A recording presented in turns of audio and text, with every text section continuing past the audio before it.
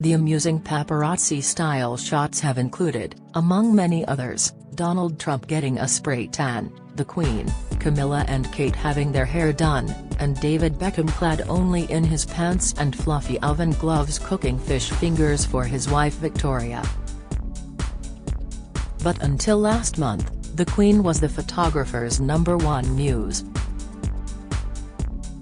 Jackson famously staged lookalikes of the monarch shopping at Tesco and eating breakfast in bed with her corgis.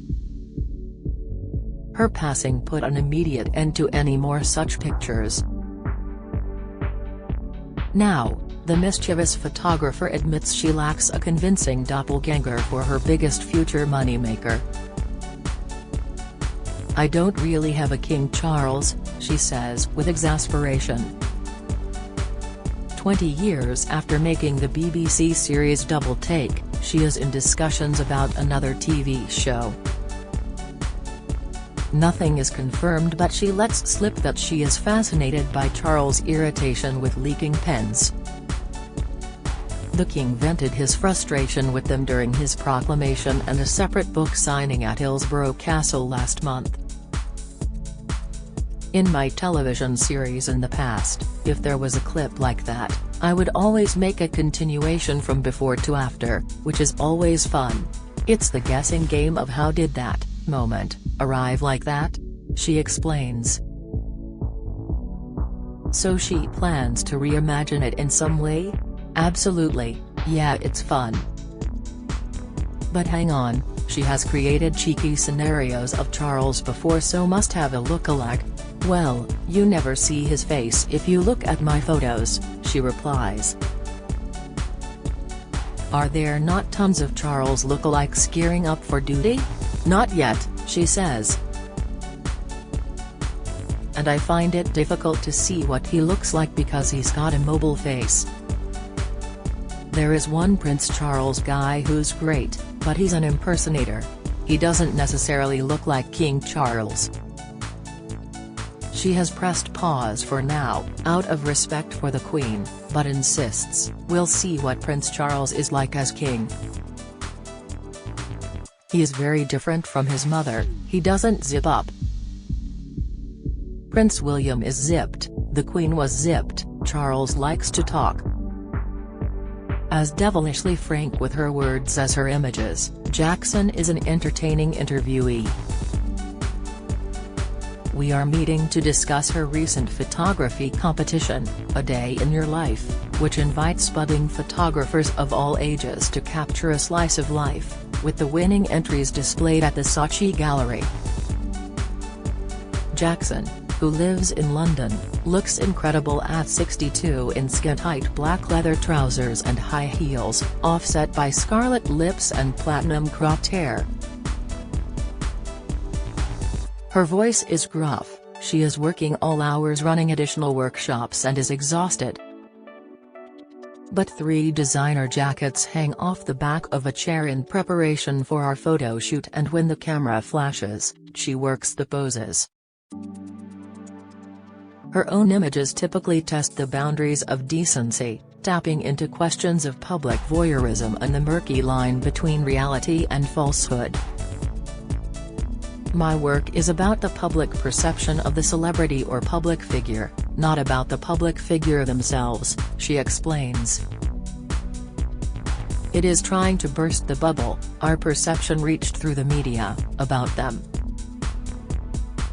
Yet here she is nurturing young talent in straightforward imagery. Now in its 3rd year, the competition has 4 age categories, starting with 7 to 12-year-olds, and formidable judges, photographer Rankin and Sir Trevor Phillips. What is her motivation? There's a gap there, the kids need creative tuition at a young age and they love it. It can set them on a different path in their lives and gives them an option. They don't have to take a boring job, they can do an exciting or creative one. Her own photo session over, she sits next to me on her plush sofa sharing some expert shots I would never have guessed were taken by youngsters. photography isn't just photography, she says. I can see which ones are directors, stylists, models, actors and gymnasts because they're doing it all in front of the camera. So this one vehicle, a camera, opens up various possibilities. She first picked up a camera when she was 9, but did not know what to do with it. I didn't go to college at a normal age. I worked in TV production, and the production bosses, wouldn't allow me to direct films because they wanted men to direct them. It was in 1999, aged 30 and studying at the Royal College of Art, that she first came to national attention and narrowly dodged expulsion. She applied to study sculpture but the college insisted she was a photographer based on pictures she took of her artworks. Suddenly the whole of my body of work was how much I hate photography and that you can't trust it, she reflects. It's a slimy, deceitful medium. You think you can believe it but it seduces you and plays a terrible trick on you. Princess Diana had died 2 years earlier, prompting a public outpouring of grief never seen before. The response had bamboozled Jackson. Very few people had met her but people were hysterical over her death and I thought it was bizarre, she says. They only knew her through images and stories. She combined both trains of thoughts. Her earliest picture was a fake Princess Diana giving the middle finger to the photographer but, as she experimented, she was threatened with breach of copyright from a leading photographer, which nearly led to her expulsion. Undeterred, she imagined private scenarios and shot actors posing as Princess Diana and Dottie Faye doting over their baby. The image shocked a nation. I was raising questions, she says. Now everyone talks about fake news but then people didn't question what they saw.